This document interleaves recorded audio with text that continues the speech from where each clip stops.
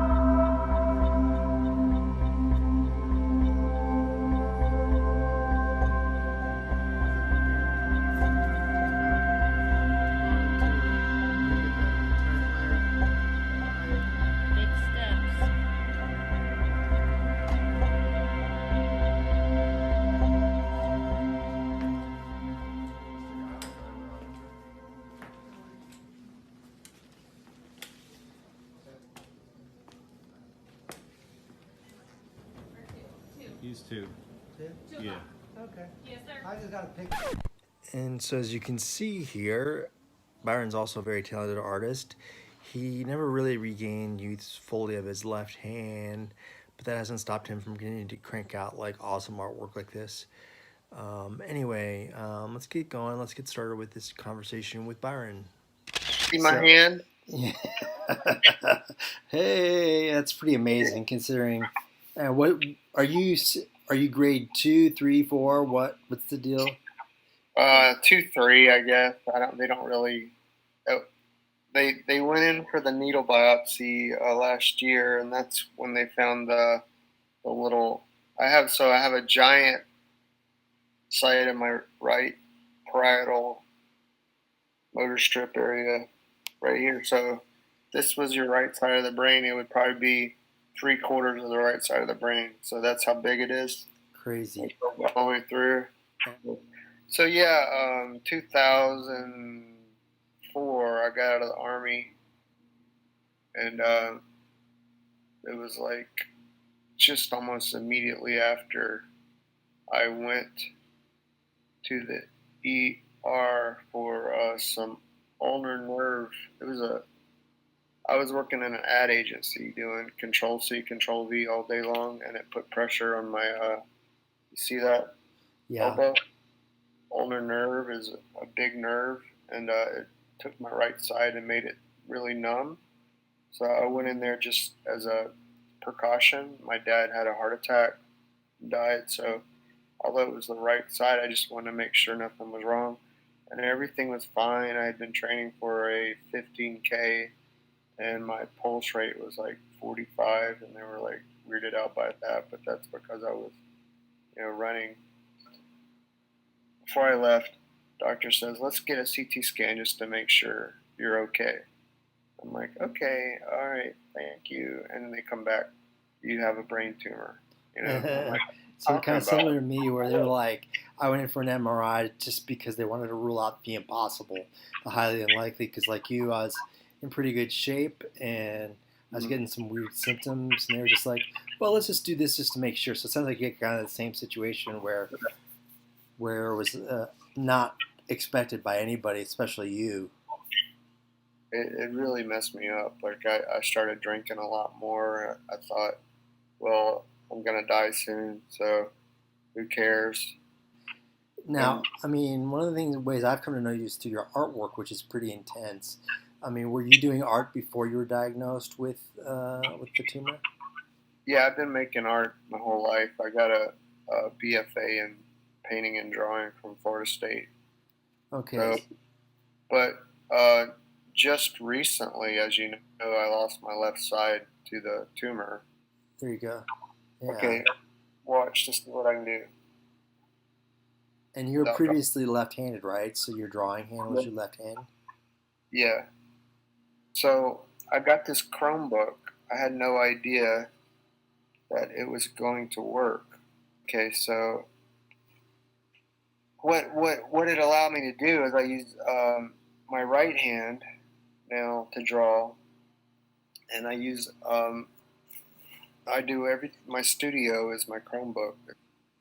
It flips around and it makes kind of like an easel. What's cool about it is that with the stylus, I can zoom in and rotate what I'm drawing.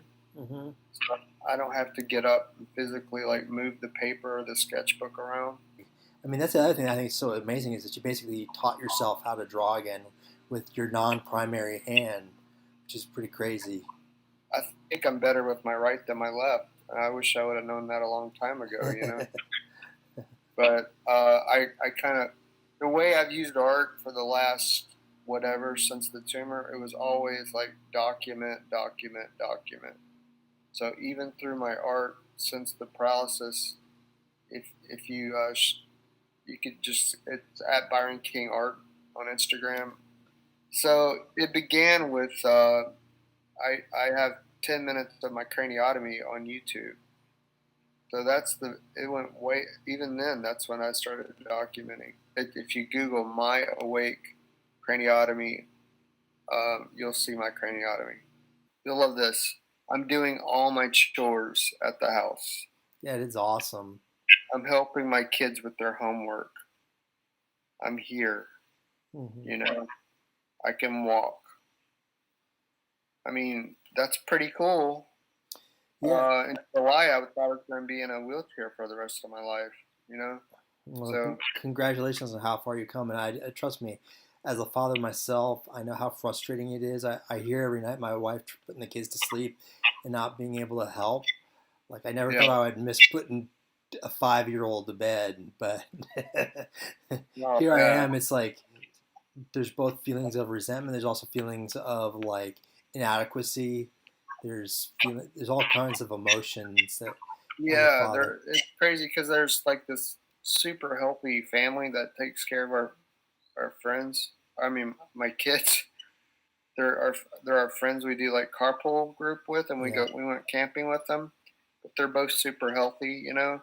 And the kids are sometimes are like, you know, why aren't you guys like that? And I'm like, because your mommy has a chronic illness and your daddy has a brain tumor, you know, and they still, you know, and then they'll kind of they don't realize it, but they're like, we really like riding bikes with Mr. Jason, or we really like cooking, mommy, like because she has um, it's called Raynaud's scleroderma with mixed connective tissue disorder. It's like 5 different immune autoimmune diseases that piggyback on each other. Lupus. It's just crazy. So So that's pretty intense too. It's like I know for my wife, it's hard. My wife is pretty healthy, and it's tough enough on her. I mean, just as a relationship, what are the sort of the strains and stresses that you guys deal with? I mean, I imagine that it's frustrating for her. I mean, it gets frustrating for my wife, and she, like I said, she's relatively healthy. So, yeah, it's fatigue. Like fatigue for me, fatigue for her. Basically, we live in 2 different time zones. Like she'll do night stuff, and I do morning stuff because I'm more of a morning person. And she needs to basically she has about 4 hours of functioning full human activity, mm-hmm. and between those hours she has to sleep just to get her immune system to cope with. regular day life. She has rheumatoid arthritis too. She's always in pain. How are the kids? How do the kids? I mean, obviously I mean, they I, don't know a I difference don't, probably of a time without. But like you said, with the neighbor, they want to know why, the questions they have. But I don't like me. I haven't really known anything but a brain tumor since age 30, so I don't know life without a brain tumor. I yeah, guess in a way, it's a plus because they don't know anything else. It kind of sucks. We did have a lot of amazing experiences up until the paralysis. We did as much as we could. We went to the Grand Canyon. Um, we traveled. We went everywhere: California, New York, upstate, Apple. The mountains. Lots of hiking, stuff like that. Beach, stuff like that. So got it in. My wife was like, "Really, we got it in," and then boom, last July, because the tumor has been on the motor cortex for the whole time. So the threat was there. We always knew it, but still, it didn't prepare me for it. I mean, for years, I would run. People would ask me, like, why are you running in the bombogenesis? It's like minus 10 out. I'm like, I'm running because I don't know how long I have to run. And I would tell people that, and I would hear myself say that, but then I still wasn't prepared for it. When you lose it, it's just like, holy crap. I mean, it was like it was my best outlet was running because I could just boom go out the door, and I was like a deer, like like you just put your shoes on, you're gone. It's like another reality, you know. And it's okay. I can walk, so I gotta think of it. I gotta think about the pluses. I can walk. I can stand up. I can wipe my own butt. I'm alive. I mean, I would say that for me, that's kind of how I judge my low point was after my second surgery. I couldn't wipe my own butt, so I was thinking like, hey, I'm better than that. I'm past that point. So Yeah, I totally relate. I don't. It's just a thing I think most people don't really get about having a brain tumor is the little things that you get robbed of. And like you said, yeah, you have an appreciation for like if I have a day where like I'm feeling really good and I get around the house really well, like I remember that. And it's a big thing. Or if I have a good moment with my kids where like I'm able to play in the yard a little bit with them, it's huge. Before rehab, I was so tired on my medication. Or I couldn't walk very well because of the paralysis. I'd be like, I'll stay here. Do I need to be there? I would say. Now I'm like, I need to be there. I don't care what it is. I'm gonna be there. Like it's like I don't really think of myself ever living to 80 or 90. I'm like, if I can make it to 50, Yeah. it'd be a miracle. Will I be able to be a good example for my kids? I think I did a pretty good job. You know, so that's kind of it. To me, it's like how you deal with the suffering. You make something of it, and I've made a lot of it. I've made a lot of positive connections, you and me and some other folks. I've tried to help people through it, through my unexpected, longer than prognosis. Help people through the journey, and you're going to live a long life too, buddy. Just don't. The problem is they don't give us any. You can't really think long term. That's what No, sucks. not But at you can all. have this conversation. We can make meaningful moments count. That to me is more important than a long life. If I have made some really meaningful connections and helped people while I'm here through the journey, that's a beautiful thing. So a lot of people go through life. They're looking for the next goal, the next. They're kind of like hunting. They're hunting for the next career, the next promotion, the next object. And as a cancer survivor, it's more like the next MRI, the next day, the next cup of coffee. I wake up and having coffee is like it's kind of like yes, I'm alive. Hey guys, that was my talk with Byron King. Believe it or not, the original video was actually about 90 minutes long, so I'll probably have to do another talk with him in the near future.